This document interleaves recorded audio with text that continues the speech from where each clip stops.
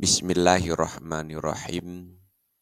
Hadis yang kelima dari 50 hadis sulasiyat, yaitu hadis rangkai 3 dengan judul Alamatu Mahabbatillah, 3 tanda Allah mencintai seseorang.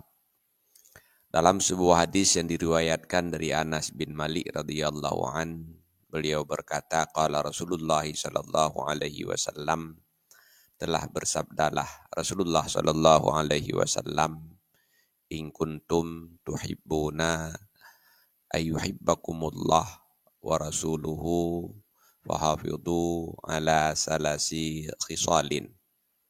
Jika kalian ingin Allah dan Rasulnya mencintai kalian, maka jagalah 3 perkara. Sidqul hadis, yang pertama, jujur ketika berbicara. Wada'ul amanah, yang kedua, menunaikan amanah. Wa husnul jiwar, yang ketiga, berlaku baik kepada tetangga. Wallahu a'lam bishawab, walhamdulillahi rabbil alamin.